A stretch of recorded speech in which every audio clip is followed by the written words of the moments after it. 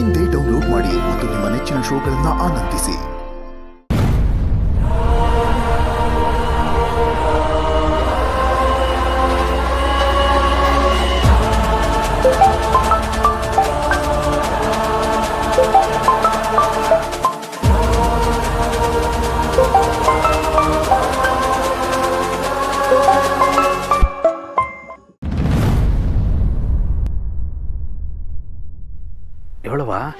ಬಾವಾ, ನಿಮ್ಮ ಮನೆ ರೋಡ್ ಕಾರ್ನರಲ್ಲಿದ್ದೀನಿ, ಸ್ವಲ್ಪ ಬರೋಕ್ಕಾಗತ್ತಾ? ನಿಮ್ಮ ಹತ್ರ ಅರ್ಜೆಂಟಾಗಿ ಏನೋ ಮಾತಾಡಬೇಕಾಗಿತ್ತು. ಇಷ್ಟೊತ್ತಲ್ಲಿ ಯಾಕೆ ಬರಕ್ಕೆ ಹೋದ್ರಿ? ನೀವು ಬನ್ನಿ ಭಾವ, ನಾನು ಹೇಳ್ತೀನಿ. ಸರಿ ಕಣಮ್ಮ, ಬರ್ತೀನಿ. ರೀ, ಇಷ್ಟೊತ್ತಲ್ಲಿ ಎಲ್ರಿ ಹೋಗ್ತಾ ಇದ್ದೀರಾ? ಒಂಚೂರು ಕೆಲಸ ಅದೇ ಕಣಮ್ಮಿ, ಬರ್ತೀನಿ ಎಲ್ಲರೂ. ರೀ, ಇದೇನಿದು ಇಷ್ಟು ಟೆನ್ಷನಲ್ಲಿ ಹೋಗ್ತಾ ಇದ್ದಾರಲ್ಲ? ಈಗ ಅವ್ರು ಕಾಲ್ ಮಾಡಿದ್ದು ಯಾರಿರ್ಬೋದು?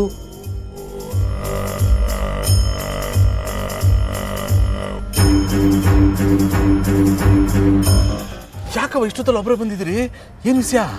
ಭಾವ, ಇವತ್ತು ಮನೆಗೆ ಒಬ್ರು ಬಂದಿದ್ರು. ಅವ್ರು ಯಾರೋ ಯೋಗಿ ಅಂತ ಫೋಟೋಗ್ರಫರ್ ಜೊತೆ ಕೆಲಸ ಮಾಡ್ತಾರಂತೆ.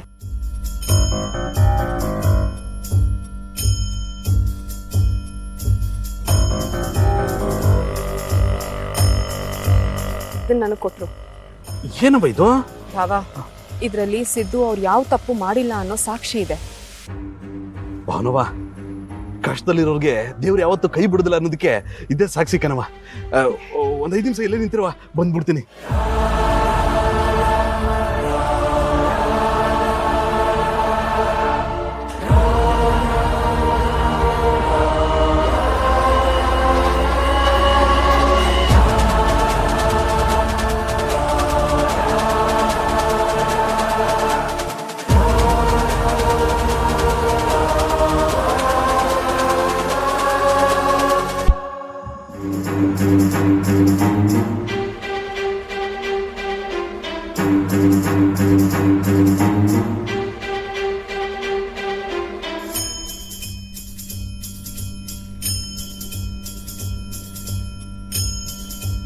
ಇದೇನಿದು?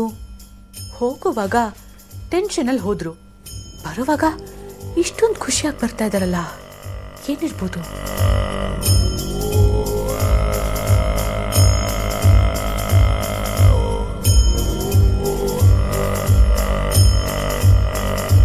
ಇವ್ರೇನು ನೋಡ್ತಾ ಇದ್ದಾರೆ? ಅದು ನನಗೆ ಕಾಣಿಸ್ತಾ ಇರೋ ಥರ ಬಂದು ಕೂತ್ಕೊಂಡು ನೋಡ್ತಾ ಇದ್ದಾರಲ್ಲ, ಏನದು?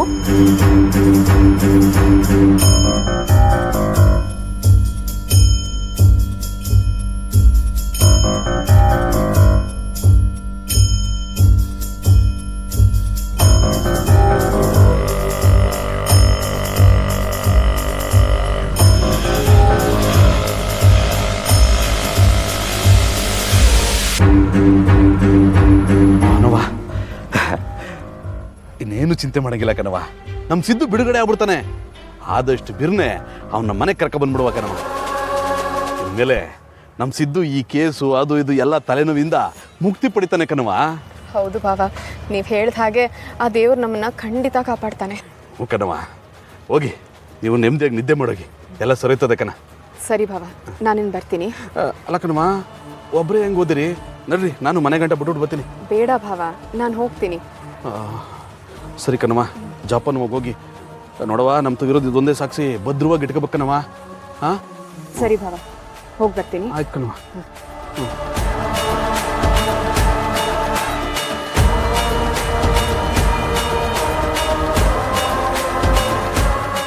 ಲಕ್ಷ್ಮೀ ನಿವಾಸ